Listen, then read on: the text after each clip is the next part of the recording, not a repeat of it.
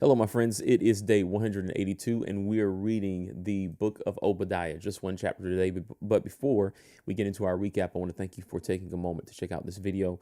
Hopefully, you are enjoying the yearly Bible reading program and you're finding the entire series of reading, the day to day reading, to be incredibly helpful and a great encouragement to you.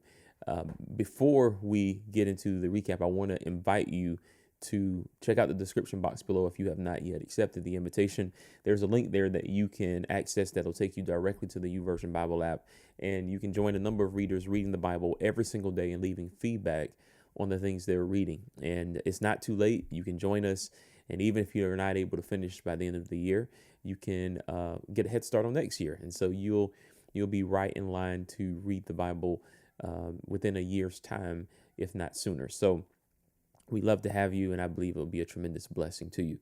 So here we are today. We're reading one chapter, and the day is one of those days where if you are behind, this is a good opportunity to catch up, because one chapter, I mean, we literally had 21 verses today.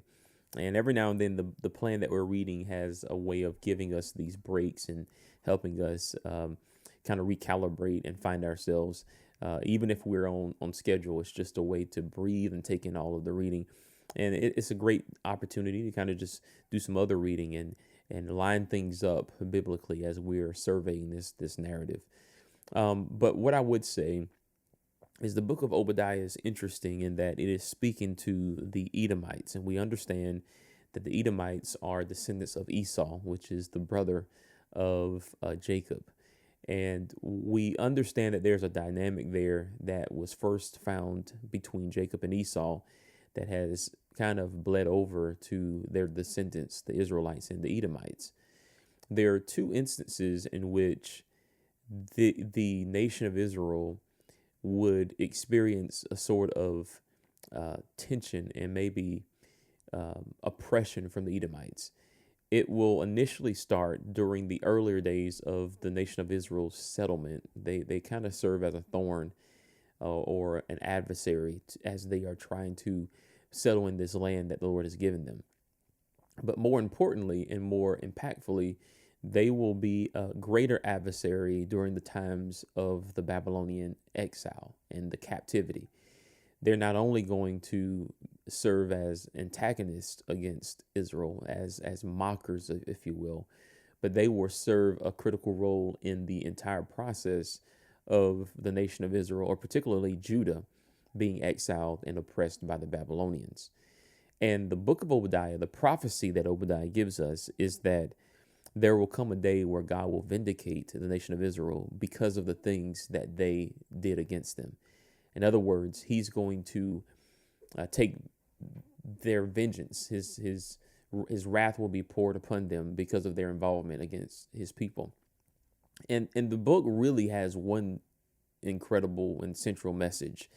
You just got to be careful how you mess with the people of God, even when they are wrong. And I know perhaps, whenever we get into these little things with people, and we sometimes we note that God is angry and upset, and maybe even we can discern that there's some judgment that God may be pouring upon a person. We have to be very careful that we do not take advantage of those situations and try to exploit that moment beyond what God is willing to allow. For instance, here is Israel, the rebellious apostate nation. Judah in particular is the apostate nation, or a people that has walked away from God, and now God has finally he's put him in a position where he's judging them. Every enemy of Israel would have loved to seize the moment to do whatsoever they wanted to do before that they couldn't do. And in a moment like that, you are very tempted to do just that. And many people did. And what they didn't understand is that though God allowed them to be subject to their enemies, he was the one who set the parameters for how far anyone could go against his people. Simply because whenever you destroy the people of God, you're not just destroying them, you're destroying the purpose that God has put within them. the purpose that he has placed on them. So God takes it personally when you exploit something that he's trying to do and use to put his people back where they need to be so that he can use them.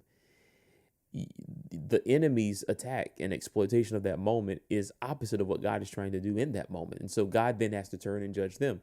And so it's an interesting thing to see how God is able to chastise his people, use their enemies to chastise them, and then judge them for how they were involved in the chastisement.